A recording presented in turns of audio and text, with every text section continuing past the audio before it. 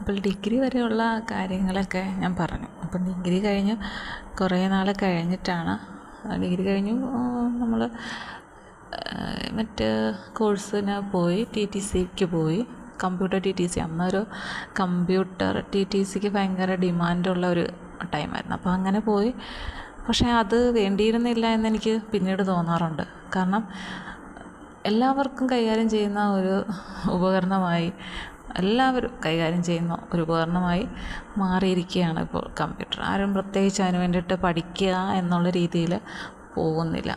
നമുക്ക് പിന്നെ പഠിച്ചത് കൊണ്ട് എവിടെയെങ്കിലും ഒരു സ്ഥാപനത്തിൽ ജോലി ചെയ്യാം എന്നുള്ള ഒരു സാധ്യത ഉണ്ട് എന്നുള്ളത്. പിന്നെ കുറച്ച് നാൾ കഴിഞ്ഞിട്ടാണ് ഡിഗ്രി കഴിഞ്ഞിട്ട് കുറേ നാൾ കഴിഞ്ഞ് പിന്നെ TTCക്ക് പോയി. അങ്ങനെ വിവാഹമൊക്കെ കഴിഞ്ഞിട്ടാണ് പിന്നീട് PGക്ക് പോകുന്നതിനെക്കുറിച്ച് ഇങ്ങനെ മനസ്സിൽ കരുതിയത്. അങ്ങനെ ആണ് പോയത്. എനിക്ക് അപ്പം മലയാളത്തിന് പറഞ്ഞു, എന്നെ സംബന്ധിച്ച് ആ സാഹിത്യത്തോടുള്ള ഒരു താല്പര്യം അങ്ങനെ നിലനിൽക്കുന്നുണ്ട്. ഇപ്പോഴും ഒരു വരികൾ കേൾക്കുമ്പോൾ അതിലെന്താണ് ആ കവി ഉദ്ദേശിച്ചിരിക്കുന്നത്, അവരുടെ കവിയുടെ മനസ്സിലെന്ത് ഫീലാണ് തോന്നിയത് എന്നൊക്കെ ഇങ്ങനെ ചിന്തിക്കുന്ന ഒരു വ്യക്തി കൂടിയാണ് ഞാൻ. PGക്ക് പോകുമ്പോൾ തീർച്ചയായിട്ടും നമുക്കറിയാവുന്നതാണ്.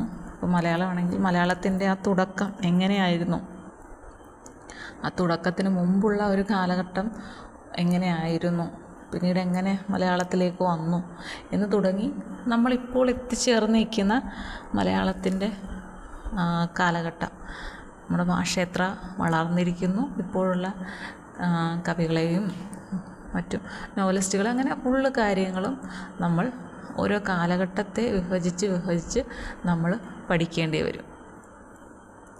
അപ്പോൾ അങ്ങനെ പഠിക്കാൻ തുടങ്ങിക്കഴിയുമ്പോൾ നമുക്കെന്താണ്, വിശദമായി പഠിക്കുക എന്നുള്ളത് കൂടിയുണ്ട്. നമുക്ക് റെഫറൻസ് ആവശ്യമുള്ളപ്പോൾ അത് നമുക്ക് ലൈബ്രറിയിൽ പോയി റെഫർ ചെയ്യാനുള്ളതൊക്കെ നമ്മൾ കണ്ടെത്തണം. പിന്നെ നമ്മൾ എക്സാമിന് പ്രധാനമായിട്ടും നമ്മൾ പഠിക്കുക, ഓക്കെ, നമ്മളെല്ലാം പഠിക്കുക, കേൾക്കുക, ക്ലാസ്സിലൊക്കെ ഇരിക്കുക, അല്ല ഓക്കെ. പക്ഷെ പഠിത്തം എന്നതിലേക്ക് വരുമ്പോൾ, അതായത് എക്സാമിന് വേണ്ടിയിട്ടുള്ള ഒരു പഠിത്തം എന്ന് പറയുമ്പോൾ നമ്മളതിനെ തീർച്ചയായിട്ടും സെലക്ട് ചെയ്ത് മാത്രം പഠിക്കുക. കാരണം സെലക്ട് ചെയ്ത് പഠിച്ചില്ലെങ്കിൽ നമുക്ക് ഭയങ്കര ബുദ്ധിമുട്ടായിരിക്കും. ഇല്ലെങ്കിൽ അതുപോലെ പഠിക്കാനുള്ള ഒരു കഴിവ് എന്ന രീതിയിൽ ഉണ്ടാകും. അത് എല്ലാം പഠിക്കാം എന്നുള്ള ഒരു ബ്രെയിൻ ചിലർക്കുണ്ടല്ലോ, എത്ര കിട്ടിയാലും അതെല്ലാം പഠിക്കും, അത് അവരുടെ മെമ്മറിയിൽ ഇരിക്കുകയും ചെയ്യും. അങ്ങനെ ഒരു വിഭാഗം കുട്ടികളുണ്ട്. അപ്പോൾ അങ്ങനെയുള്ളവർക്ക് മുഴുവനും പഠിക്കാം പരീക്ഷയ്ക്ക്. അപ്പോൾ നമുക്ക് ഏത് വന്നാലും എഴുതാം. പക്ഷെ അല്ലാതെ എന്നെപ്പോലുള്ള ഒരു കുട്ടിക്കാണെങ്കിൽ തീർച്ചയായിട്ടും സെലക്ട് ചെയ്ത് മാത്രം പഠിക്കുക. നമുക്കറിയാം, നമ്മളെടുക്കുമ്പോൾ ഒരു പേപ്പർ എടുക്കുമ്പോൾ ആ പേപ്പറിൽ ഏതൊക്കെ കാര്യങ്ങളാണ് ഇമ്പോർട്ടൻ്റ് ആയിട്ട് നമുക്ക് പഠിക്കാനുള്ളതെന്ന് നമുക്ക് ക്ലാസ്സിൽ പറഞ്ഞു തരുകയും ചെയ്യും. നമുക്ക് നേരത്തെ ക്വസ്റ്റ്യൻ പേപ്പറൊക്കെ നോക്കുമ്പോൾ നമുക്ക് മനസ്സിലാവുകയും ചെയ്യും. അപ്പോൾ അതിനനുസരിച്ച് നമ്മളൊരു പേപ്പർ തയ്യാറാക്കുക. പേപ്പർ തയ്യാറാക്കുക എന്ന് പറയുമ്പോൾ പേപ്പറിലേക്ക് നമ്മൾ എഴുതി വയ്ക്കുക, നമ്മൾ ഇന്ന വിഷയത്തിന് നമ്മൾ ഇന്നതൊക്കെയാണ് പഠിക്കാൻ ഉദ്ദേശിച്ചിരിക്കുന്നത്.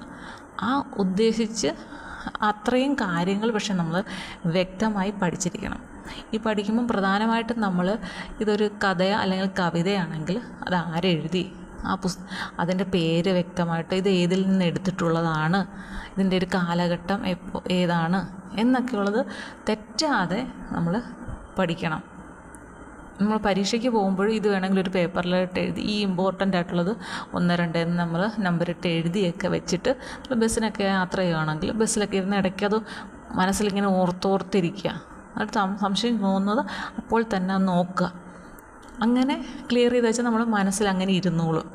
അപ്പോൾ നമുക്ക് സുഖമായിട്ട് പരീക്ഷയ്ക്ക് നല്ല മാർക്ക് വാങ്ങിക്കാൻ പറ്റും. ആ രീതിയിൽ സെലക്ട് ചെയ്ത് പഠിച്ചാൽ. എല്ലാം കൂടി വാരി വലിച്ച് പഠിച്ചു കഴിഞ്ഞാൽ ചിലപ്പോൾ നമുക്ക് ആ ഒരു ടൈമിൽ ഏത് എഴുതണം, നമ്മൾ പഠിച്ചതെല്ലാം ഉണ്ട്, ഇതിൽ ഏത് എഴുതണം എന്നുള്ള ഒരു കൺഫ്യൂഷൻ വരും. ചിലപ്പോൾ നമ്മൾ തിരഞ്ഞെടുക്കുന്നത് പക്ഷെ നമ്മളുടെ ഉദ്ദേശിക്കുന്ന രീതിയിൽ നമുക്ക് എഴുതാൻ പറ്റണമെന്നില്ല. പക്ഷെ സെലക്ട് ചെയ്ത് പഠിക്കുമ്പോൾ അത് നമ്മൾ വ്യക്തമായിട്ട് കറക്റ്റായിട്ട് പഠിക്കും. നമ്മളത് ശരിയായ രീതിയിൽ തന്നെ എഴുതുകയും ചെയ്യും. നമുക്ക് അതിനനുസരിച്ചുള്ള മാർക്കും കിട്ടും. അതുകൊണ്ട് എൻ്റെ അഭിപ്രായത്തിൽ നന്നായിട്ട് സെലക്ട് ചെയ്ത് പഠിക്കുന്നത് എപ്പോഴും നല്ലതായിരിക്കും. മൊത്തത്തിൽ നമ്മൾ പഠിക്കാനിരുന്ന് നമുക്ക് എല്ലാം കൂടെ ആകുമ്പോൾ കൺഫ്യൂഷൻ കൂടത്തേ ഉള്ളൂ. അപ്പോൾ എനിക്ക് PG പഠിക്കുന്നതിനെക്കുറിച്ചുള്ള അഭിപ്രായം ഇതാണ്. നന്നായി മനസ്സിലാക്കി പഠിക്കുക, സെലക്ട് ചെയ്ത് പഠിക്കുക. ഓക്കെ.